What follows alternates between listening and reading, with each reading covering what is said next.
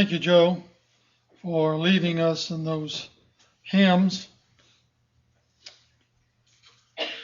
I'm sure that you listened to the reading, and the Apostle Paul says, forget those things that are behind and look to the future. And the title of our lesson this morning is Taking a Backward Glance. Just what Paul said don't do. But what I want us to understand this morning is that if we're going to make resolutions, as this week will come to the end of the old year, we also have to look back sooner or later and see what we need to change. And one of the things that is paramount in the lives of most of us in this room is that when we look back for a moment and think about the past year, there are generally some regrets. I've had them, and I'm sure you've had some too. A lady told me not many years ago that as the old year came to an end, she had a lot of regrets, but the regret that she had most was that she didn't tell her daddy that she loved him and he'd passed away. Those are the kind of regrets that hurt a whole lot. But if we take a survey of our lives and the past year, I'm sure the number one thing that will really come to our mind is that we've neglected some things. And by the way, that list is real long. But let's look at just a few of them this morning that perhaps we've neglected. One of them is that we often neglect to give thanks for our blessings. I listened very carefully this morning to the prayers that were prayed. And in those prayers, we gave a lot of thanks, and that's great. I want us to understand, and I mean this from the bottom of my heart, that Christians should be the most thankful people walking on this earth. Christians need to be thankful. In writing to Timothy, Paul gave some characteristics of people in those last days in which we're in that displease God. And one of those characteristics is they're unthankful. But Christians need to be the most thankful people on this earth. From the simplest things to the greatest, which is Jesus Christ. We need to give thanks for our food. We need to give thanks for our families. We need to give thanks for the material things that the Lord blesses us every day with. The air we breathe, the food we eat, the rain, the sunshine. Today's a good example. We're at the beginning of the winter months, and this morning the Lord blessed us with a day of sunshine. Sunshine makes us feel good. Have you thanked the Lord for it today? And there are a host of other things. Kathy and I have been in several stores over the last couple of weeks, and every time we go out somewhere, there's always someone who has a physical problem of some kind, and we take note of it, and we think no matter what troubles we might have, we're greatly blessed. You know, folks, as Christians, we need to be thankful to the one that gives it to us. Every good and perfect gift, James says, comes from the Father of lights. And then he adds, there's no change in him. There's no variableness.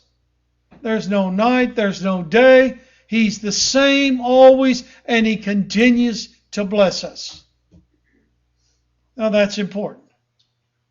But there's something else. We need to be thankful for people who bless us. You ever stop and think about how your life is made easier because of what somebody else has done? More often than not, we complain about what somebody didn't do. We need to be thankful for what other folks do. Some of the most familiar words that should come out of your lips is thank you. But there's another area of thanks that I want to address this morning. And this is one that I'd like to spend a lot of time on, but I'm going to speak about it and draw your attention to a couple things only. We need to be thankful for our fellow Christians. There's a Church of Christ that meets in Providence, Rhode Island. It's a fairly large congregation. That congregation conducts their worship service like we do, but it's not in English. Their worship service probably is unrecognizable in terms of language for you and I. The songs they sing might be recognizable by tune only. But that congregation loves each other like their literal blood brothers and sisters. There's a reason for that. They're all immigrants who escaped the murderous dictator in Laos. They're Laotians. And when the church assembles, they're all there together because they want to be with people who speak their language, who have the same God, who worship Jesus Christ as his Son. They love each other. Now, we don't have the same background. We don't have the same circumstances. But we need to be thankful for our fellow Christians. Now, I'm not going to read it to you this morning, but if you want to turn to it sometime later today, we want to turn over there or later today, do so to 2 Timothy, the first chapter. The Apostle Paul loved his fellow Christians. Paul loved Timothy. He loved him because he was his son in the faith. And Timothy loved his mama and his grandmother, and so did the Apostle Paul. And it brought him joy to remember them. But the most impressive chapter to me in the entire New Testament about one man's love for his fellow Christians is Romans chapter 16. Most Bible studies skip the chapter. And that's wrong. In that chapter, the Apostle Paul has written to a congregation of Christians in Rome that he has never been to. Paul never preached for the church in Rome when he wrote this letter. But he had people there that made up that church that he'd baptized somewhere else. He had family in that congregation. And the Apostle Paul had Christian friends there. You take your time and you look at chapter 16. Now, I'm not going to say you're going to be able to pronounce the names. You can't. But read what he says. Salute them. Matter of fact, later on, after he concluded all of that, he, referring to the other congregations that he was familiar with the words, the churches of Christ salute you. Salute one another with a kiss. I've only known one man in my life who was a Christian who stood at the front door and kissed everybody that came in. Now, the ladies weren't turned off by that. But the men were uncomfortable with it. He was an elder in the church in Peoria, Illinois. He and his wife were wonderful Christians. But he did it because he wanted these folks to know that he loved them. And just yesterday, I took the time to read Romans 16 again. And I'd read it to you this morning if I could pronounce all the names. But I can't. It's a chapter of love from one man who's a Christian to another man, to another woman, to another husband and wife, and to another family. Paul loved his fellow Christians. But then we turn our attention over to Acts chapter 20. The Apostle Paul is on his way back to Jerusalem. Now, I don't have all the details because they're not there, but we do know that the Holy Spirit has revealed to the Apostle Paul that when he gets back to Jerusalem, he's going to find himself in trouble. And that he's probably going to be put into chains. In other words, he's going to be arrested as a prisoner. But on the way back, and I want you to picture it with me this morning. On the way back, he stopped at a seacoast town on the western side of Turkey. And about 22 miles away was the city of Ephesus in modern day, or in the day of Paul's time, and today the city's not there. But Paul established a church in Ephesus. You know, he wrote a letter to them. The Lord spoke about the church at Ephesus in Revelation. Paul preached there for over 3 years. He knew every Christian there. And he knew the Christians in the towns that surrounded it. You know, Paul loved those folks. So he sent a messenger to Ephesus.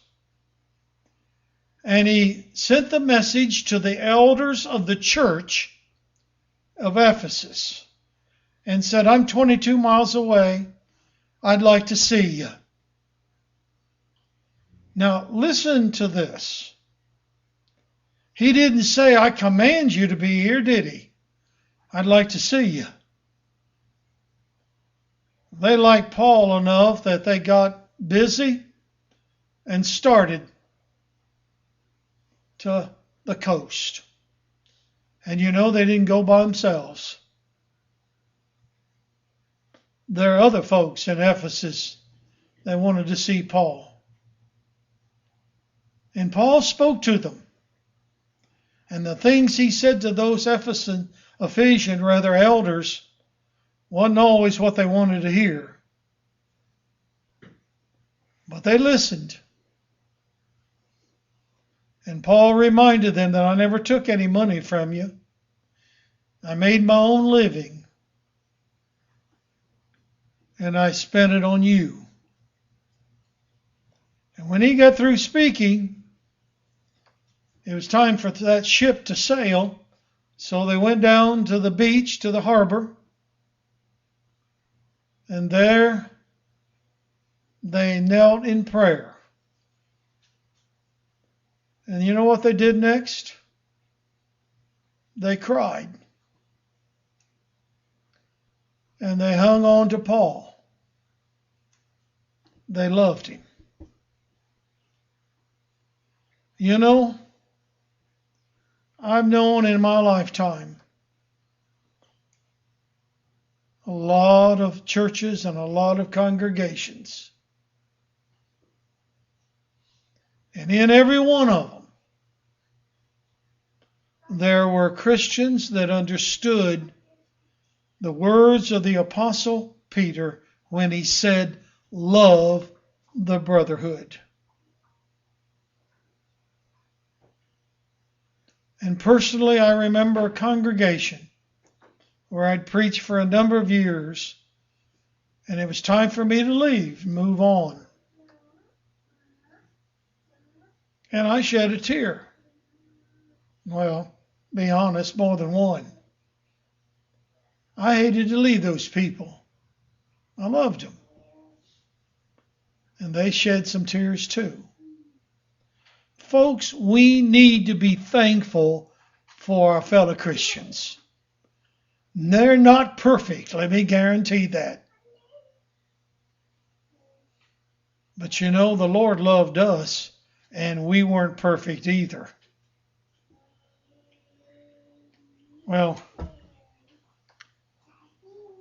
there are other things that we've probably neglected, and I guess we need to talk about a few more of them. One of the things that oftentimes we neglect is the assembly of the church for worship. Preachers aren't supposed to talk about that, but we do. We do neglect. A whole lot of Christians have the wrong attitude about worship. The attitude that that's what you're supposed to do, but if you got something else to do, you do it. And sometimes they have the wrong attitude about being in the worship. Wonder if the preacher quit on time. You see what she's got on today? And 1,000 other things. We understand that worship is what the word says. We are assembled together to worship the giver of every good and perfect gift. But I want to share something else with you this morning. I want to turn over to Hebrews chapter 10. Now, I don't know who wrote this. I'm of the opinion it was the Apostle Paul. But in verse 24, I want you, and I really made a mistake this morning. I wanted to bring Phillips' translation. I think I need to bring it and put it underneath here. But I'm going to read it out of the King James. That's how I memorized it years ago. The writer here is writing to Jewish Christians. So when he says us, he's talking about Christians. Now listen to these words. And let us consider one another to provoke unto love and unto good works. Now, when I was a boy, my parents used the word provoke. You know how they used it? Walter, how they use it? Don't provoke me. And I knew what that meant. Don't backtalk. Don't do something that's going to upset me. But that's the way they use the word. But that word isn't just that. The new translations, including Phillips, says, encourage me to love, or encourage unto love. Provoke means to do something to encourage someone, in this case, to do something good. Now, what are we here for? Each other. And what are we here to do? We're here to encourage each other to do what? To love and do good works. Now, when are we supposed to do this? By the way, you'll notice that's not the end of the sentence. Verse 25 is more of the same sentence. Not forsaking the assembling of ourselves together as the manner of some is, but exhorting one another, and so much the more as we see the day approaching. Yes, we're here to worship our God this morning. That's our primary purpose. And to remember the death, the burial, and the resurrection of Jesus. But we are also here for one another. To encourage one another to love and to do good works. So the assembly of the church has more than one purpose. And we can't encourage others to love and do good works if we're not with them. I've been in congregations where when the amen was said at the end of worship, 5 minutes the building was locked up. But I've been in other congregations where almost an hour later the building got locked up because everybody had to talk. It was like a family reunion. How are your children?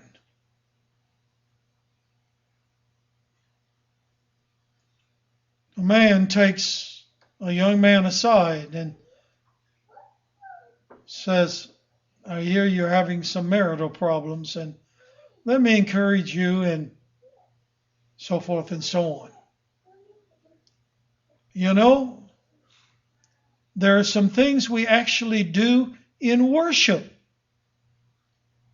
Let the word of God dwell in you richly, in all wisdom, teaching, admonishing, or encouraging one another in psalms, hymns, and spiritual songs, singing and making melody in your heart. You know, it's great when a song leader gets up and he says, is there a song that somebody in the audience would like for me to direct this morning or this evening, whenever? And somebody speaks up and says, I've been hymning this, or humming, I guess I should say, humming this song all week. And a song leader turns to it and realizes there's quite a message there, and they sing it. You know, there are some songs that we sing that force us to think about some things that are really important. I was thinking, Joe, about this, and I was thinking, you know that hymn, Take Time to Be Holy, Speak Oft with Thy Lord, Make Friends of God's Children. And then when one of the brethren lead us in prayer, and they say those kinds of things that are on our hearts, You've got a grandchild that's sick, and that brother gets up and he mentions your grandchild.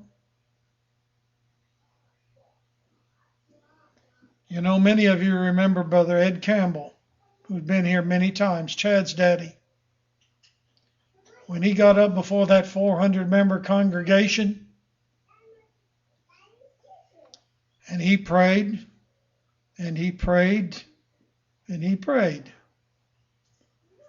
But in his prayer, he named every single solitary individual that he knew that the congregation was concerned about. Folks, the worship is to praise our God and to strengthen us.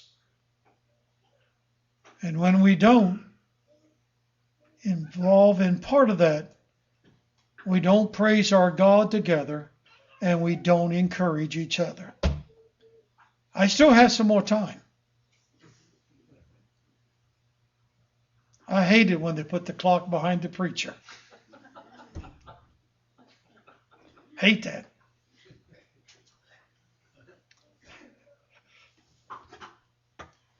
Especially with an alarm on it. Had a brother says he was going to put one on it. You know, looking back on this past year, how many times did we neglect the opportunity to talk to somebody about spiritual matters? Leroy and I had a brief conversation last Sunday morning. And let me share one thing with you that we talked about. That conversation was started by something Howard said. As a preacher, some of the most significant times to talk to somebody about their soul salvation is when somebody in their family passes away. And I've had, and I'm witness to this, the opportunity to talk to a lot of people, family members, who ask questions, where's Daddy gone? How do you know you're saved? And 1,000 other things. But how many times did we neglect to take hold of that opportunity and to talk to somebody about spiritual matters? You know, most opportunities don't ever come back again. We need to take advantage of them. Let me give you one more thing. We too often neglect to take time for self-examination, to look at who we really are. Everybody in this room needs a closet. I don't mean one to put your clothes in. I mean one where you go off to be by yourself, to talk to yourself, to think about who you are, what you need to do, what mistakes have you made. I knew a lady once who had a special place where she went. It was not where you'd think she'd go, but it was a place where she could be quiet. There was no one around. And she went there. She talked to herself, and she talked to God. We need to take a self-examination. And what did the Apostle Paul say? And how many of you men have read it here at the communion table? In essence, take a self-examination. That's something we need to do. And as someone said once, we need to take more time to be alone sometimes so we can think about what's really important. So, if I'm correct in my judgment, I think that one of the things that, as we look back, take a glance at this past year, neglect often comes into play. A lady in a church where I preached back in 1970